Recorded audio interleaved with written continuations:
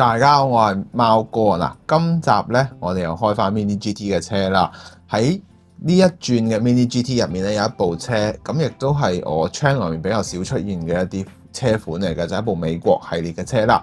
咁今次就係一部福特嘅 Shelby GT500嘅，咁呢一部亦都係特別版嘅一部叫做 Dragon Snake 嘅版本啦。咁我哋今集咧就會一齊嚟睇下佢嘅細節以及結構上同一般嘅有啲乜嘢唔同啦。咁記得喺影片開始之前咧 CLS 啦 ，and the English subtitle has now available. Please enable the English subtitle feature. Let's go。福特嘅 Shelby GT500咧，眾所周知，非常之強悍啦，無論喺性能以及外觀上面啦。咁最初呢一部車咧，發布喺2019年嘅 SEMA 改裝車展上面亮相啦。咁呢一部車咧都被稱呼為眼鏡蛇王啦，咁啊絕對符合啦。咁呢個名亦都係來自於呢部車叫做 Dragon Snake 嘅。咁其實最初咧呢一部車只係一部概念車嚟嘅，咁其後咧福特亦都為佢喺外觀上面進行大量嘅強化啦，包括用上咗碳纖嘅飾件啊，包括一啲頭尾沙板等等嘅位置啦，咁亦都喺內部嘅結構上面咧用上咗大量鍛造嘅零件啦，包括係車鈴以及一啲引擎嘅內部結構啦，尾翼方面咧更加係非常之誇張啦，因為呢部車咧已經係去到800匹啦，咁為咗增加可靠嘅下壓力咧，而整咗一隻咁巨型嘅尾，非常之矚目啦。眼鏡蛇王呢個名咧真係唔係浪得虛名嘅，如果你喺街度見到佢咧，你真係唔好去搞佢，以為佢係一部，當然啦，有啲人都總會咁樣做嘅。咁啊，比起呢一部普通版嘅車咧，係更加快啦。咁只係需要0至100咧，只係需要3.3秒就完成呢個0至100噶啦，非常之強悍嘅。咁好啦，我哋睇下成架車嘅整體結構啦。好啦，咁大家見到呢一部車啦，咁呢一隻紫紅色咧，咁比起之前嘅黃色、藍色、白色咧，係更具收藏價值嘅。咁其實講少少啦，呢一隻紫紅色咧，可以話係福特作為以前即係4大元老配色之一嚟嘅其中一個較少人推出嘅顏色啦。所以點解我會收藏啦？咁再配上一個白色嘅拉花啦，仲有一個超巨型嘅尾翼啦，令你感覺咧非常之有美國風味咧。咁而且咧，車頭冚以及車身上面有大量嘅窿啦，咁俾你一種感覺係咩？如果日本仔嘅飛車係一種人魚線條嘅大隻仔，咁呢一架車可以話係美國風味嘅一架恐怖大隻佬，即係全身都係肌肉嗰種感覺啦。咁我咁嘅比喻，大家就會明白啦。咁啊，講下今次呢部車先啦。咁其實成架車嘅整體金屬粒子咧，可以話係同過往 Mini GT 嘅工藝咧係非常之一樣，一致度係十足嘅，有滑度，無論平順度啦，以及一個細節嘅從多角度去睇咧，唔會有任何嘅透底情況嘅。咁啊，非常之唔錯嘅一款車嚟嘅。咁啊，而且咧，咁啊，我自己亦都咁睇啦。咁作為一部美國主義嘅車咧，應該要有嘅嘢，佢全部都有嘅。咁我會由頭講到落尾啦。我先從車頭嘅部分講起。我哋先從車頭嘅部分講起先啦。咁成架車咧，成份車頭一個字啦，就係惡啦。咁比起東洋味嗰種窮兇極惡嗰種感覺咧，而呢架眼鏡蛇王可以話一句説話講俾你知，就係我可以一啖食咗你嘅感覺啦。咁成個車頭咧，非常之明顯嘅就係喺水箱嘅部分啦，非常之巨大之餘咧，毒蛇嘅 logo 咧係用上咗金屬嘅，非常之質感強烈啦，以及咧佢裏邊每一個窿咧，其實佢係做得非常之精密啦。咁呢一啲位置可以睇到 Mini GT 喺個做工方面嘅紮實度嘅。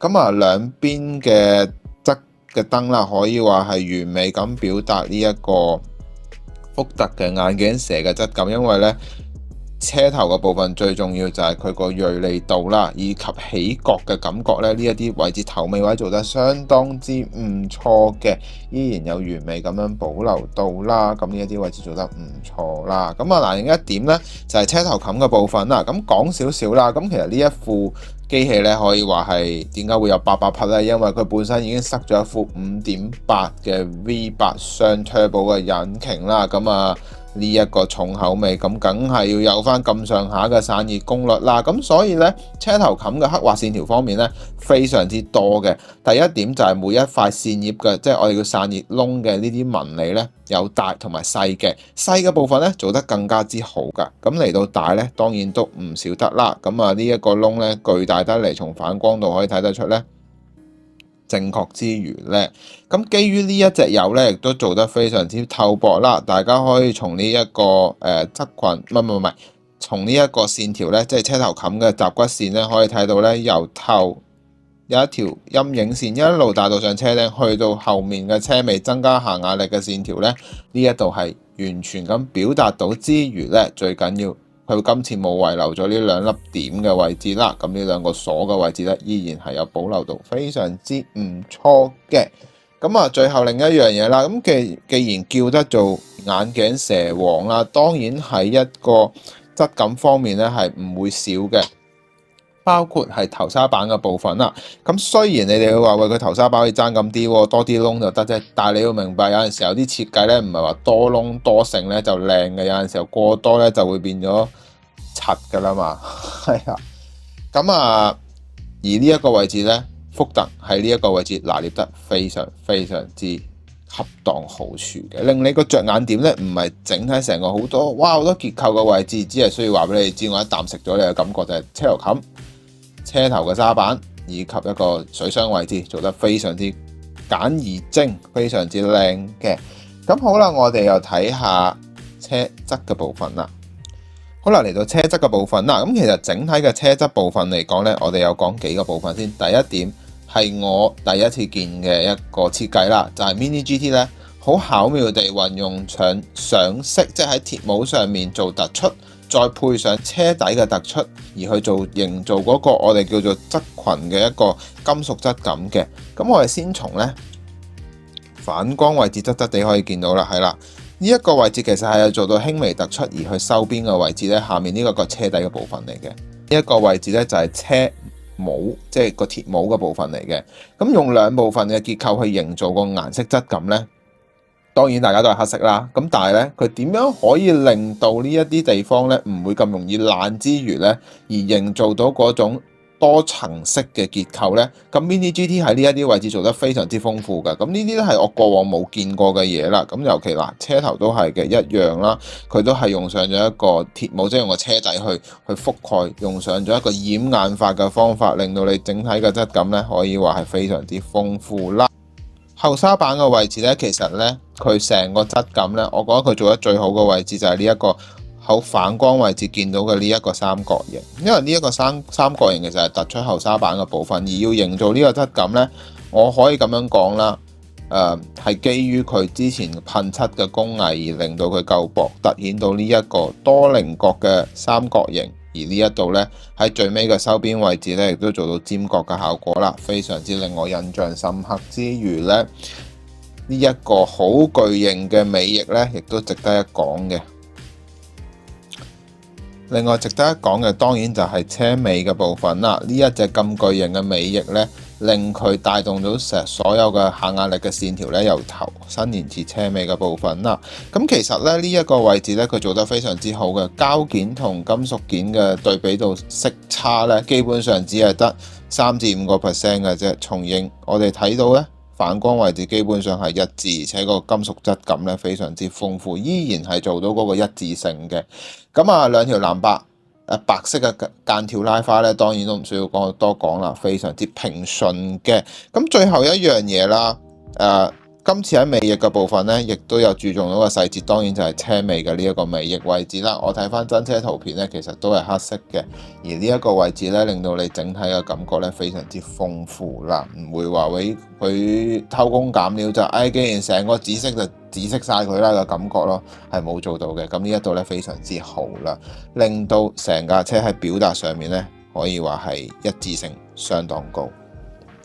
好啦，嚟到車尾嘅部分啦，成個面積令我非常之印象深刻嘅部分，當然就係呢隻咁巨型嘅尾翼啦。咁真係美國人呢，喺嗰種豪邁嘅感覺入面呢，係發揮到淋漓盡致嘅。咁呢一個位置呢，做得非常之靚啦。咁睇翻啦，真車呢，其實呢一度呢，係用上咗一個拉起呢個鐵鐵桿嘅，即係嗰個支架嘅方法啦。咁但係 Mini GT 咧就做咗一個好薄嘅支架，去令你整體望落去咧，又唔會話一種好唔舒服嘅感覺，突然間厚咗啊，或者個質感唔夠豐富等嘅效果啦。咁呢度咧做得非常之好嘅，令你感覺有一種一致性嘅整體感覺啦。另外喺今次呢架眼鏡蛇入面咧，最主要嘅當然就係三盞嘅通透度十足嘅尾燈啦，營造豐富嘅質感嘅。咁呢一度咧，我而家咁樣慢慢翹起咧，就可以睇得到呢一個位置啦，非常之靚嘅，每一間都睇得非常清楚嘅。咁最後一樣嘢啦，當然就係喺啱啱都有講過話，佢活用咗呢個車底嘅結構上面啦，死氣喉嘅部分做得非常之靚嘅。呢一個咧係我覺得佢今年下半年做，即係嚟緊下半年咧，會着重嘅一啲結構部分咧，做得更加精細啦，而且咧每一點做得非常之靚嘅。咁啊，亦都見到眼鏡蛇嘅 logo 啦，亦都做到啦，令我非常之覺得啊，呢部車原來係咁特別嘅，即係正所謂咧，美國人做車咧，硬係有一種大大份、大大件、暴力，簡直就係一拳打爆你嘅感覺，係啦。即係嗰種質感咯，唔係嗰種話係咯，我唔識講，總之就好有豪邁嘅感覺啦。咁好啦，我哋開個內籠俾大家睇下啦。好啦，嚟到內部嘅結構啦，咁其實整體嘅內部結構嚟講咧，就係較為平庸啦。咁呢個唔關 Mini GT 事嘅，係關翻福特。其實咧，外國即係例如美國、歐美嘅車咧，佢哋做喺內部嘅結構上面咧，就相對地會平庸啲啦。咁你話相對地日本啊、歐洲嘅設計嚟講咧，就一定係冇咁立體細心，以及一啲地方做得好精密嘅。相反地，佢會較為平庸啲啦。咁今次咧，我亦都根據翻 Shelby 即係眼鏡蛇 GT500嘅 option 入面嘅內部結構啦，去做一個點綴嘅。咁基於呢一架車係一架紫紅色嘅車，咁我當然用翻隻深紫色去做一個點綴啦。咁整體佈局嚟講咧，都較為簡單嘅，即係比較平庸啊，真係。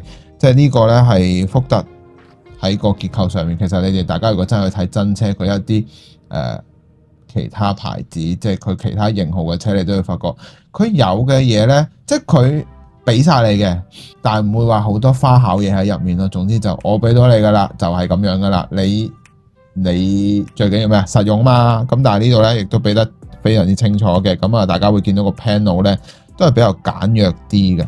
咁啊，當然啦，軚盤嘅位置就係用上咗一個紫色嘅軚盤嘅。咁啊，我座椅方面咧就係本身咧亦都係 Recaro 嘅凳嚟嘅，本身 option 咗噶啦。